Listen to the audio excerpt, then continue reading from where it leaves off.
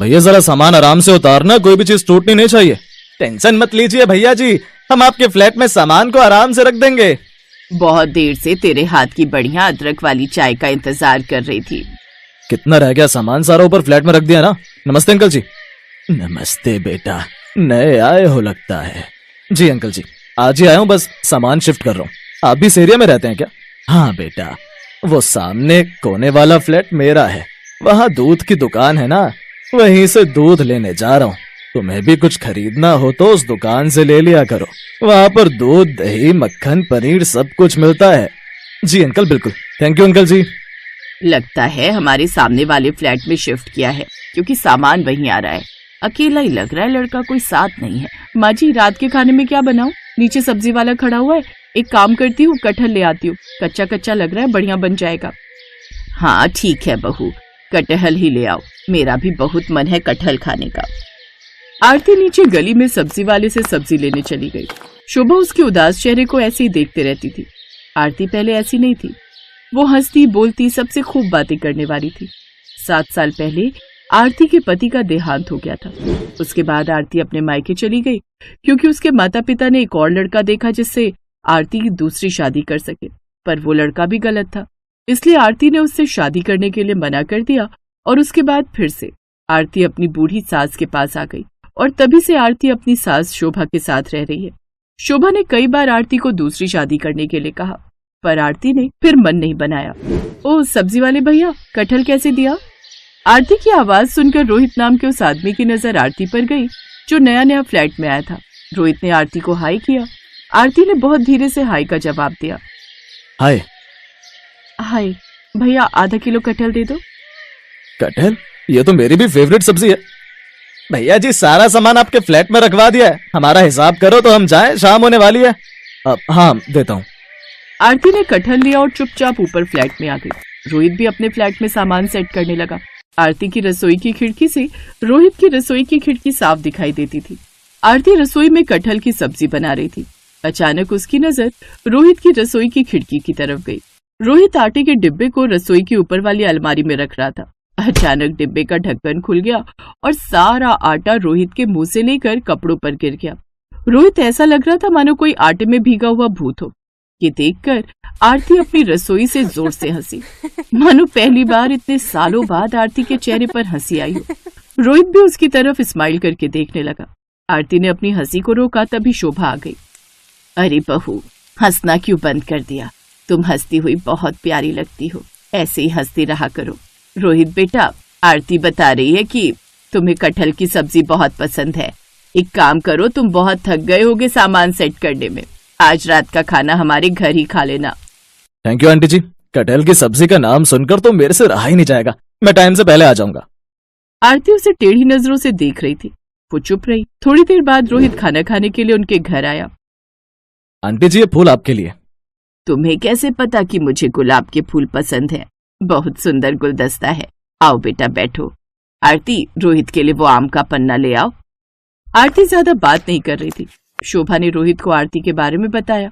बस यही कारण है कि आरती उदास रहती है, मुझे तो इसकी बहुत चिंता होती है। वैसे अपने बारे में कुछ बताओ बेटा। आंटी जी, मम्मी पापा इस दुनिया में नहीं है, भैया भाभी हैं, वो ज्यादा मतलब रखते नहीं, बस अकेला हूँ। 2 साल पहले एक लड़की से बात हुई थी, बात सगाई तक पहुंची थी, पर लड़की ने मुझे इसीलिए शादी के लिए मना कर दिया था क्योंकि मेरे पास कार नहीं थी। अब देखिए ना, मैंने अपनी मेहनत से फ्लैट खरीद लिया, धीरे धीरे कार भी खरीद लूंगा। पर उस समय लड़की ने मेरी बात पर ध्यान नहीं दिया और मैंने भी सोचा कि शायद शादी करने के लिए मुझे और कमाने की जरूरत है।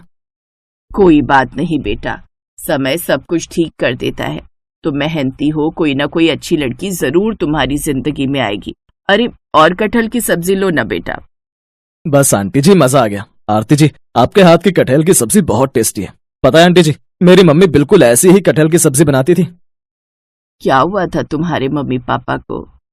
आंटी जी, पापा तो तभी चल बसे थे जब मैं और मेरे भाई छोटे थे। मम्मी अभी 4 साल पहले ही गुजरी हैं। भैया की शादी बाद में हुई है, लव मैरिज थी, इसीलिए उन्होंने अलग फ्लैट ले लिया। बस मैं काफी टाइम से किराए पर था तो सोचा कि अब अपना ही ले लेता हूँ। आंटी जी, डिनर के लिए थैंक यू। अब तो अक्सर ही रोहित और आरती के बीच चलते फिरते बातचीत, नमस्ते, हाय हेलो हो जाती थी। कभी शोभा कोई सामान लेकर आती थी और लिफ्ट बिजी होती थी तो रोहित सीढ़ियों से सामान ऊपर तक ले आता था। धीरे धीरे रोहित सास शोभा को अच्छा लगने लगा और एक दिन शोभा ने रोहित के बारे में आरती से बात की। आरती, मैं चाहूंगी कि तुम जिंदगी को एक मौका और दो। अगर तुम कहो तो मैं रोहित से बात करूं। रोहित बहुत अच्छा लड़का है और मुझे लगता है कि शायद वो तुम्हें मन ही मन पसंद भी करता है। नहीं माँ जी, ऐसी कोई बात नहीं है। एक कटहल की सब्जी की तारीफ रोहित ने क्या कर दी, आपको ये लगने लगा कि रोहित के मन में मेरे लिए कुछ चल रहा है? ऐसा कुछ नहीं है। ना ही मेरे मन में रोहित के लिए कुछ है और ना ही रोहित के मन में मेरे लिए कुछ है। हम सिर्फ पड़ोसी हैं। आरती शोभा को दूध देकर गैलरी में टहलने के लिए आ गई। कहीं ना कहीं शोभा की बातें आरती के मन में चल रही थी। तभी उसने देखा गैलरी में रोहित किसी से फोन पर बात कर रहा है। रोहित ने दूर से आरती को देखा और हाथ हिलाकर हाय किया और फिर से फोन पर लग गया। कुछ देर बाद आरती कमरे में आकर सो गई। अगले दिन आरती शोभा से बोली, आप मुझे कह रही थी ना कि रोहित के मन में मेरे लिए कुछ चल रहा है। पता भी है, रात को रोहित अपनी गैलरी में फोन पर किसी से बात कर रहा था। काफी देर तक रोहित ने इतनी देर रात तक किसी से फोन पर बात की। और आधी रात के समय कोई किसी से फोन पर बात क्यों ही करेगा? कोई गर्लफ्रेंड होगी, तभी तो इतनी देर फोन बिजी रहा। हाँ, कह तो तू ठीक रही है। हो सकता है मेरे मन का वहम ही होगा। चल छोड़, कोई बात नहीं। मैं अब इस बारे में कोई बात नहीं करूंगी। अगले कुछ दिनों तक रोहित दिखाई नहीं दिया। आरती बार बार उसके फ्लैट की तरफ झांकती तो फ्लैट के बाहर ताला ही दिखाई देता। हिम्मत करके आरती ने नीचे गार्ड से पूछ ही लिया, अरे मोहन, इधर आना। बोलो आरती दीदी, क्या हुआ? वो जो हमारे सामने फ्लैट में रहते हैं, क्या नाम है उनका? रोहित। वो कहाँ गए हुए हैं? उनके फ्लैट के बाहर कुछ दिन से ताला लगा हुआ है। वो शादी के लिए गए हैं। आरती ने गार्ड के मुंह से बस इतनी बात सुनी और उसकी आंखों में आंसू आ गए। शायद उसके मन के किसी कोने में रोहित के लिए हल्की सी जगह बनने लगी थी। पर एक बार फिर आरती का दिल टूटा। वो उदास हो गई। उसने रात को खाना भी नहीं खाया और चुपचाप सो गई। अगले दिन आरती को रोहित के फ्लैट से आवाज सुनाई दी, मानो कोई शोर मचा रहा हो। अरे आरती बेटा, देख तो जरा, रोहित किसी मुसीबत में दिखाई दे रहा है। तू जाकर मदद तो कर। रोहित कब आया? जी माँ जी। आरती ने रोहित का दरवाजा खटखटाया। दरवाजा खुला हुआ था। मैं दरवाजा नहीं खोल सकता, जिसको अंदर आना है अपने आप आ जाओ, दरवाजा खुला हुआ है। आरती को यह सब अटपटा लगा, पर वो रोहित के फ्लैट में घुस गई। रोहित किचन में था और उसके दोनों हाथ चिपके हुए थे। सामने आधा कटा बिखरा हुआ कटहल रखा था। ये क्या कर रहे हो आप? और आपके दोनों हाथ चिपक क्यों गए? अरे क्या बताऊं आरती जी, दोस्त की शादी में गया था गांव। वहां उसने पेड़ का ताजा कटहल दे दिया। बोला कि मुझे पसंद है तो मैं लेता जाऊं। ले तो आया, पर कटहल काटना कितना मेहनत का काम है ये आज पता चल रहा है। मेरे तो दोनों हाथ ऐसे चिपक गए मानो इस पर गोंद लगा दिए। छुड़वाने में मेरी मदद कीजिए ना आरती जी। आप दूर से क्या देख रही हैं? घबराओ नहीं। सरसों का तेल कहाँ रखा है? वो सामने बोतल रखी हुई है। आरती ने सरसों का तेल रोहित के हाथों पर छिड़का। अब दोनों हाथों को छुड़ाने की कोशिश करो। नहीं छूट रहे आरती जी, दोनों हाथ चिपक गए। आप मदद कीजिए ना। आरती ने रोहित के दोनों हाथ छुड़ा दिए। थैंक गॉड, आपने कितनी बड़ी मुसीबत से मुझे बाहर निकाल दिया। वैसे आइडिया अच्छा है, कटहल काटने के लिए सरसों के तेल का इस्तेमाल कर लो। पर अब मैं क्या करूं, मेरे से तो ये सब हो ही नहीं रहा है। आप हटिए, सब्जी मैं बना दूंगी। आरती ने फटाफट से बढ़िया सी कटहल की सब्जी बनाकर तैयार कर दी। ऐसी सब्जी रोज खाने को मिल जाए तो कसम से मेरी तो लाइफ सेट हो जाएगी। अरे आप तो शादी कर रहे हो ना उससे, जिससे रात को फोन पर बातें करते थे, इसीलिए तो आप गए हुए थे। अरे मैंने बताया तो मेरे दोस्त की शादी थी। मेरी शादी होती तो मैं इस बिल्डिंग में सभी को इनवाइट करता। और आप रात में बात करने की बात कह रही हैं। वो तो मेरे बड़े भैया थे, कभी कभी मेरा हालचाल पूछ लेते थे। दिन में हम लोग बिजी होते हैं, इसीलिए रात में थोड़ी बात कर रहे थे। वैसे बात तो मुझे आपसे भी करनी है, अगर आप इजाजत दे तो। मेरे से बात करनी है? पर किस बारे में? अगर आप बुरा ना माने तो मुझे आपके हाथों की कटहल की सब्जी पूरी जिंदगी खानी है। रोहित की बात सुनकर आरती शर्मा गई। उसकी आंखों में खुशी के आंसू थे। शायद मन ही मन वो भी रोहित को प्यार करने लगी थी। आरती के साथ शोभा की खुशी का ठिकाना नहीं था, क्योंकि रोहित बहुत अच्छा लड़का था। कुछ दिनों बाद पूरी बिल्डिंग के लोगों के सामने रोहित आरती के साथ सगाई करता है।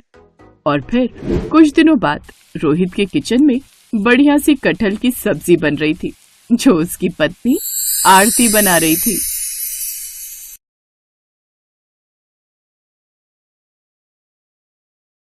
गोमती ने देखा कि सुबह के 5 बज गए हैं।